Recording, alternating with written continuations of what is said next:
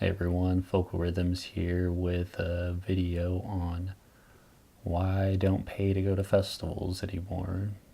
Not really into it. And before I start this video, I'm sure most of you know the song Bulls on Parade by Rage Against the Machine.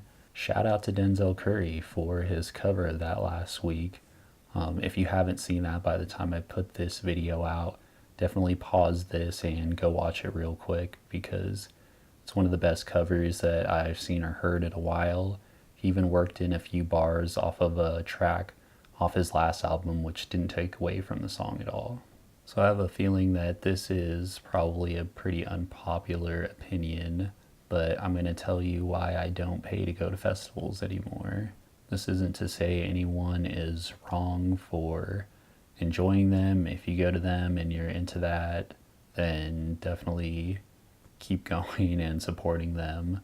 But if you go and you feel yourself sort of aggravated in the way things are handled there and the amount of money that you spent on them, then I'm sort of here to talk to those feelings.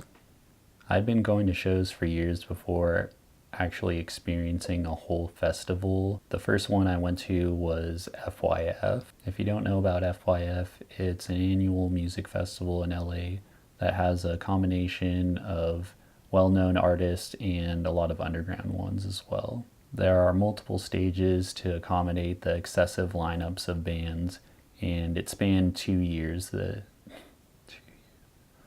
a long fucking festival. And spanned 2 days the year I went. There were a mess of food trucks with great food, and I saw some amazing artists that were on my bucket list. So you're probably wondering what the big deal is. Sounds like something worth paying for. Yeah, check it out. Well, let's start with the lines. That year was at the LA Sports Arena, which if you haven't been there is massive. It was their first year having it at that location. I guess they had to move it to a bigger spot to accommodate the growing number of people that kept showing up every year. So I'll give them a little bit of credit for that. The main line went around almost the whole stadium and crawled for around 2 hours before we made it in. I missed Man Man because of that line. Still sore about that.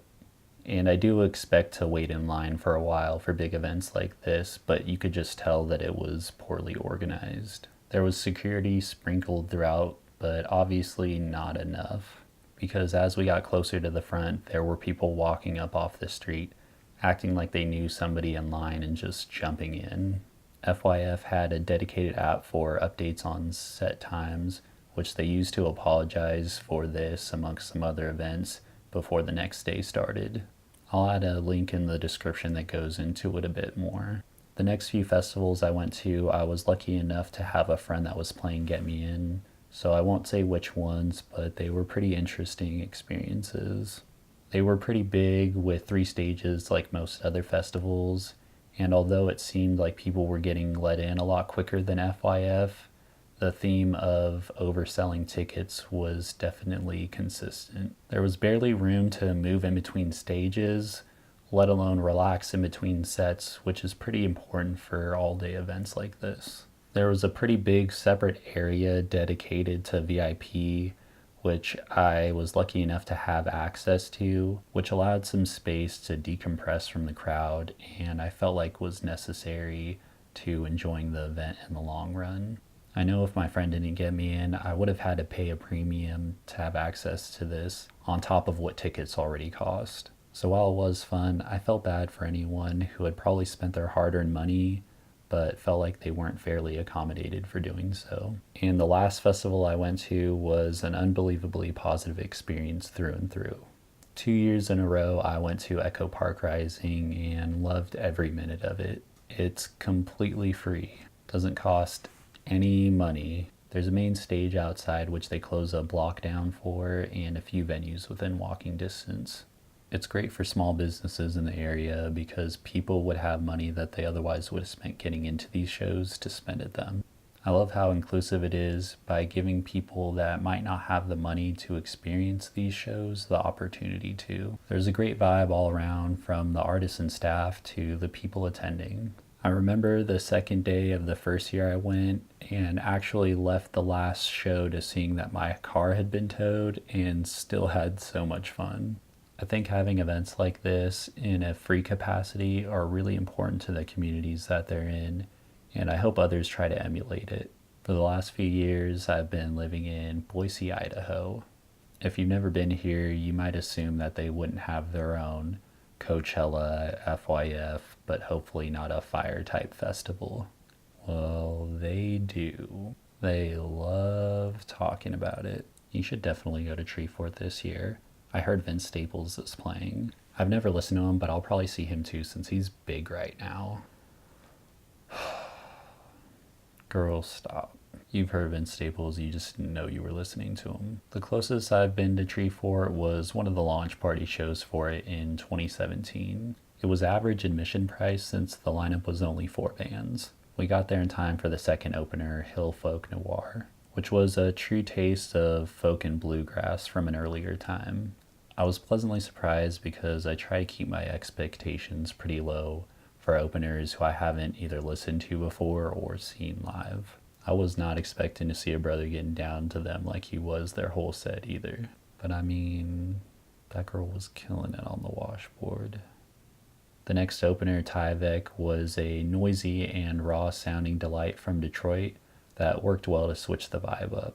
The headliner was the Shivas, and they played everything I wanted to hear, plus more, and they brought the energy.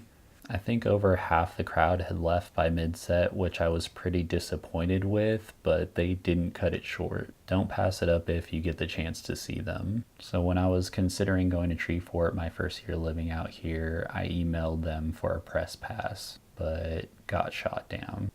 Worth a try. There were definitely a few artists I wanted to see on the lineup, but before I go shelling out the money that can't even pay all my bills, we got a couple problems.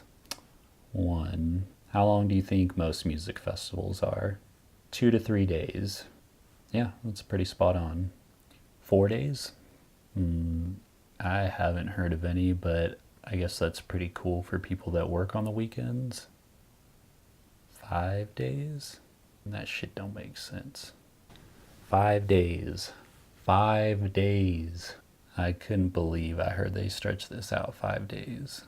I guess one plus is that there's less of a chance for conflicting set times of bands that you really want to see, but still, for someone like me, that's a lot of time to take off work. You're probably wondering why I don't just take a couple days off for the bands that I would want to see the most. And that brings me to 2, schedule.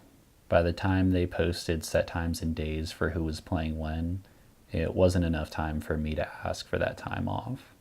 And I'll give them credit, it looks like they have fixed that this year, but it's still hard for me to find a good compromise personally. I'd either be paying $200+ for every artist, but who knows how many I'd actually get to see out of those that I want, or waiting for a single day pass for I don't know how much because they won't post the prices until the month of.